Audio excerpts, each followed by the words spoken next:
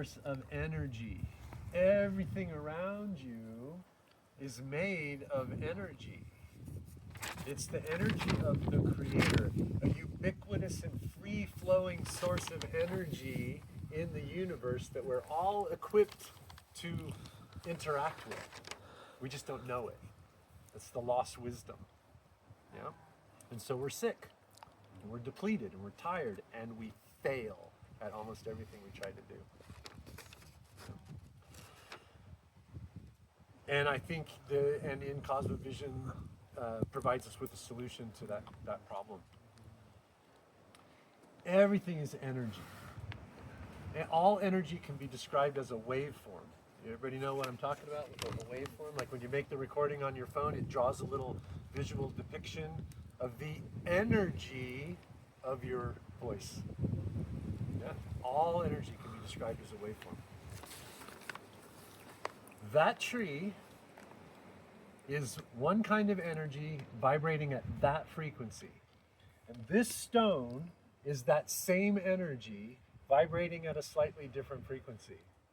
And so it's Michael and Chris and Michael and all, actually, all Michaels are made of this energy. That's so funny. Yeah? Wow. That provides a whole lot of Yeah, it's interesting amazing. possibilities, right? So what is this energy? It's called Sami, S-A-M-I, Sami. Sami is light, high frequency, very active. Its waveform looks like this. It's the highest waveform, right? That's Sami. In this whole universe of energy, there's only two flavors of energy. One of them is Sami, and the other one is called Hucha. H-U-C-H-A, Hucha. Hucha's heavy, it's dense, it sinks, it's heavy, right? Sami energy is light, it effervesces, it rises and expands, okay? Sami energy, ubiquitous free-flowing energy source of creation, of the universe. Hucha, only created between people. That's it. Now, it's on a spectrum, infinite variations of that. That's it. Two flavors. That's all we get to work with, right? In many traditions, they have the concept of the energy body, the auric field, the luminous egg, which is an interesting idea. It's an egg. It's not a luminous oval. It's not a luminous circle. It's a luminous egg. And the fat part of the egg is on the top. And the narrow part of the egg is on the bottom. Because within that, in Andean Cosmovision, we call our energy body, the auric field, the luminous egg, we call that the Pokpo. P-O-Q apostrophe P-O. Pokpo. Right? Energy within the Pokpo, the Sami energy rises and expands and pushes the top of the egg out and up, and Hucha settles to the bottom and pulls the bottom of the egg down. This is an important visual for you to have. Everybody got it? Mm-hmm. Yeah, clear. What's that? Sami energy rises and effervesces. So the top of our energy body, imagine you're in this big egg-shaped bubble. The top is fat because the Sami is rising and pushing out. And the Hucha is settling to the bottom and it's grabbing the Pokpo and stretching it down, creating like a funnel. Okay? This system that you have, your energy system, your Pokpo, is the system that allows you to interact with the energetic structure of the whole universe. That's how powerful you are. You're born with that. And it's highly functional when you're born. Right? But something begins to happen to us. Right? It's called domestication. Okay? In a while we're going to do this exercise together, but the exercise is called the reciprocity exercise, and what it means we're trying to enter a state called Ayni, A-Y-N-I, Ayni. Ayni, it means today for you, tomorrow for me. Right? It's certain. You have to be able to give, but you also have to be able to receive. Right? It keeps everything in balance. It's called Ayni, sacred reciprocity. So they do an exercise to rehabilitate our energy. I'm going to explain in a minute how our energy system gets shut down. Okay? The exercise is one of sitting on the ground, connecting to the Pachamama, opening the bottom of the popo, and just allowing the hucha to go into the earth. We'll get into the details of it in a minute, but that's the exercise. So, what happens to us as children? So think about this. So the little kid sitting on the floor and he's playing with his toy, and then his sibling comes in the room and takes the toy away. Hucha, right? So what does kid number one do with that moment? Think about it. They throw themselves on the ground and they have a temper tantrum. And they release that hucha on the spot in real time, like hucha, doing it. Wah, yeah. They put that hucha into the earth and then they get up like nothing happened. And they go back to playing. And we should be learning from that. But what do the adults do around them? Bottle it up. Don't do that. That's wrong. You're misbehaving. You don't have my approval and my love right now. And so we learn over time that there's something wrong with that process. And so we stop doing it. As adults, we should be holding that space. Yeah? As adults, we should be like saying to that kid, man, that was perfect. Yeah. Way to go. Like, as you grow and learn, you'll learn other ways of doing that that are more socially acceptable. But for now, just keep doing that. That's good, right? That's not what we do. We crush that kid at age like 1, 2, whenever we get intolerant of what they're doing. And then we spend our whole lives with this energetic system that is atrophied from non-use. We understand atrophy? If I leave my arm in this position for a year, that's all it can do. Useless. Not broken. Nothing wrong with it. Just atrophy. Muscle power. Yeah. No muscle power. We didn't use it. In our culture, our energetic system's atrophied from non-use. We pay no attention to it. We don't cultivate it. We don't exercise it. We don't think about it. We don't even know it, right? And so we end up like this, with these atrophied systems. The energy thing is a game. It's a game. And we don't even know we're playing in a game. And we don't know what the rules are. And as we just discussed, we don't know that we're even equipped to play the game. So now you know you're equipped to play the game. You got the uniform, whatever, right? What are the rules? What are the rules of the game? The rules are very simple, very practical. Acquisition. How do we acquire energy? Maintenance. Once we've got the energy in our field, how do we separate the Sami from the Hucha so that during step 3, investment, we're investing the right kind of energy to get the outcome we want? Because of sympathetic resonance. The energy I put out is going to activate more of the same energy. So if I've got a bunch of Hucha in here, I go meet the world with my Hucha and I get more Hucha because that's what I've activated. We know this is true, right? We know Bad Luck Joe. His car's always the one that gets broken into in the parking lot at the grocery store and his backpack gets stolen. He has lousy friends, hates his job, hangs out in scuzzy places, proves to himself every day that he's the big loser, lives under a cloud. Yeah.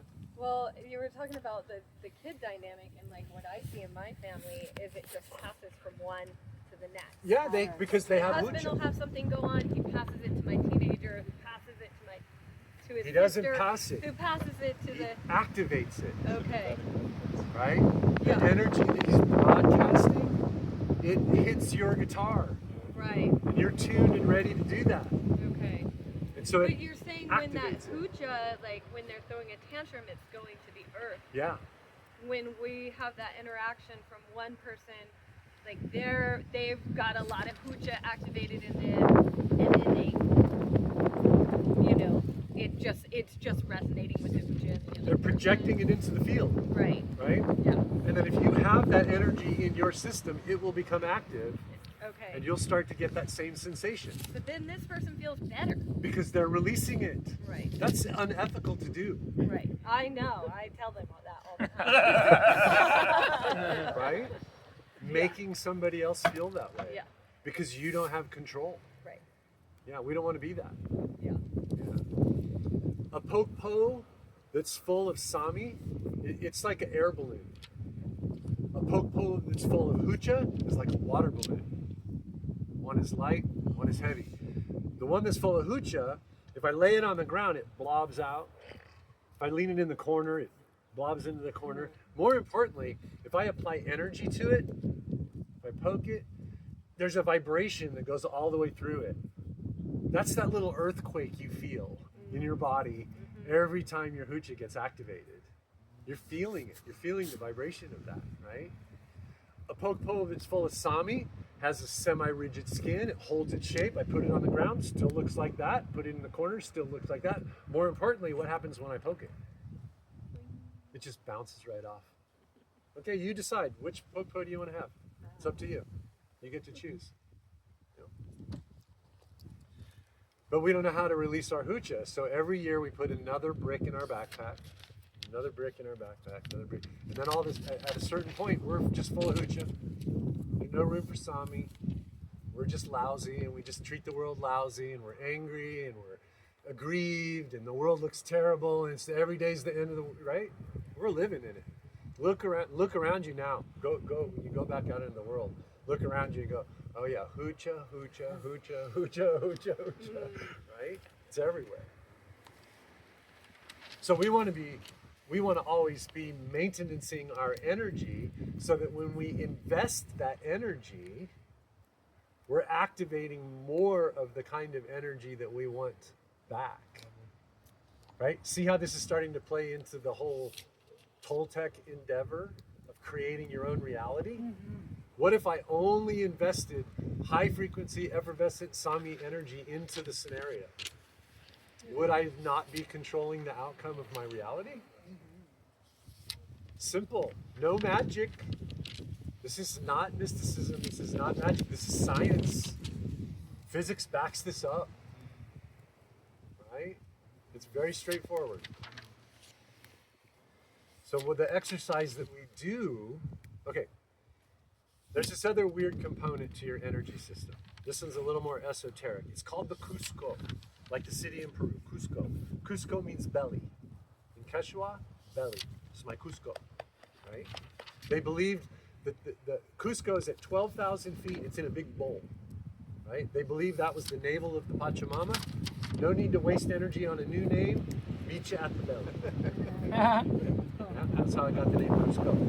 What our Cusco looks like comes from right below the navel. 2 or 3 digits below your navel, you have what's called the assemblage point. In the East, they call this the lower Dantian. Yeah. So, interesting. Different philosophies, different parts of the world, no contact with each other, would have the same concepts: a luminous egg and an assemblage point, or Dantian. So now we're talking about something that's more universal. Yeah, so it rings as true. If you can imagine now, from this assemblage point, you have a bundle of energetic tendrils. Think about this as like wet spaghetti, cooked spaghetti. It's supposed to be soft and flexible, right? It extends from here. I've seen the Cusco go out 35, 40 feet. I've also seen it retracted completely inside the physical body. Like that's how it works. It goes out, it comes back, it goes out, it comes back, right? Out here at the end, there's an aperture that opens and closes. When it senses Sami, it opens to take in more. Knowing that you're going to get some hoocha with it, that's fine. We'll maintenance it inside the popo. When it senses hoocha, it closes and attenuates, closes the valve so that less energy comes in. It's our natural and intuitive way of regulating incoming energy. This is an exquisitely designed system, and you have one. Yeah? So the Pope is pretty easy to quantify because we can actually photograph it. You've seen the auric photography, the Kirlian photography, where they can actually, you have sensitive enough instruments to measure the energy field around the human being. So that one, easily provable. This one, this is weird. Yeah. But I'm going to prove to you that it works. So you're at the grocery store and you're going up the aisle, and then you see this person in the aisle, and you've never seen them. No reason to have any preconceived ideas about this person, but yet something tells you, no, thank you. I don't want anything to do with that. Have you experienced this before? You don't know why, just I don't want it, right? That feeling may be strong enough that you turn around and go up the other aisle. On that other aisle, there she is. I don't know why, but I want to give her a hug. I'd like to know her name. She kind of looks like she's floating 4 inches off the ground. Everything she touches turns to gold. What's happening in that moment? What's happening is that when we meet other people, my Cusco comes out, your Cusco comes out, and we sample, we taste each other's energy in a split second. And information is carried on that wave of energy, and we make an assessment about the energetic health of that other person. You've probably all experienced it. Walk into a temple, an ashram, a maloka, you feel it. The vibe of the place, the vibe of a person, the vibe of a place. How are you picking that up? You know the saying, I don't know, I just had a gut feeling. Right, there you go. I had a gut feeling. That's good. This is where the energy came in. This is where I first felt it. Good, man. Yeah, It was in my gut, yeah. right? The problem is, after we've been domesticated and our energetic system shuts down, this stops functioning, right? It's like the processing plant is offline, right? So the delivery of the raw material must stop. We can't process it. Hold off. Stop the supply chain. And the Cusco freezes. It gets rigid over time. And eventually, in some moment, the aperture on the end will freeze. It might be wide open, it might be completely closed. Luckily for most of us, it's somewhere in the middle. Somewhere in here. Luckily, right? Because what's interesting here is if it's stuck wide open or stuck completely closed, we end up in the same place. And that place is alone. Because this person can't go to the party, can't go to the concert, can't go to the event. It's just too much. I can't take it. It's overwhelming. I'm just going to stay home. This person can't be related to. They can't be loved. They don't know how to love. They're just closed off to the world. They're closed off to the world. Wow. Interesting that we say that. That person is closed off to the world. Shut down. And you know where they end up? Alone. Same place. Luckily for all of us, so we're taking in Sami, we're taking in Huja, but we're not processing it. We're not processing it. So over time we start to look like that. Yeah. So here's the exercise. Let's just do it. We're on the ground. So everybody sit on the ground. Visualize in your mind your own koko, this luminous egg that exists around your body. Now, this is a 30-second exercise. Remember now that you're trying to master energy. Don't waste time doing something unnecessary. It's a waste of energy. 30 seconds is all that we're requiring here. Visualize your popo and do a quick accounting. It's not about accuracy. I'll explain why in a minute. It's not about accuracy. Just go, hey, I'm here at ceremony. I'm feeling good right now. I've got maybe 30% Hucha and the other 70% Sami. See this line of division. Everything below this point is Hucha. Everything above this point is Sami. Now, from your root chakra, between the anus and the genitals, the root chakra, the whatever that's called. What's it called? Tell me what it's called. Yeah, there's another more common one. The perineum. Vibranium. Yeah. Okay, that's the hatch door. So in your mind now, see your egg, get the level of energy. Where's the line separating the Hucha and the Sami?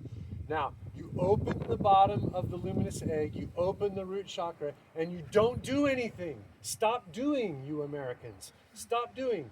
Just relax. Let the Hucha do what it does. It's going to sink. So open the hatch and let the Hucha just go into the earth. Right? Now don't be worried about this. The Pachamama is going to process the Hucha the same way she processes death. Death and decay. Nobody likes it. It involves maggots. But what she's doing is breaking down death, separating it into its constituent parts, and using those parts to what? Create new life. From death and decay, we get fertility and new life. And this is what the Pachamama is willing to do for us. Right? So feel that energy as it goes down. Now everybody open your eyes and look, because I need you to see this. This is your Popo. Okay? You've just opened the bottom of the Popo. What's going to happen if I do that to this bottle? It'll come pouring out. Somni is gonna race in. The water's going to run out, but it's not constant. It's not a faucet, right? And the barometric pressure inside this container is going to change, and a vacuum is going to form inside this chamber, and the water's going to slow down and eventually stop, right? Except there's a law in nature. Nature abhors a vacuum. Something must fill that void. So as it's draining water out of here, it's going to suck in air. I don't have to do anything. I'm just letting it do its thing, right? It's going to suck in air in its effort to balance. Nature's seeking balance, right? It's going to try to equalize the barometric pressure in here so that the water can continue to flow out. That's physics, people. That's not mysticism and hippy-dippy-hooey. That's physics. This is what you're doing right now when you're doing this exercise. Stop doing. Just be that. Let the Hucha come out. Let Sami rush in to fill that void. Okay? Simple exercise. We do this every single day for a month. Make a commitment whenever you're ready. Whenever you're ready to start rehabilitating your energy, y'all can come back to your chairs. We're done. 30 seconds. Stop doing. If you're doing it more than 30 seconds, Puma Blanca's frowning.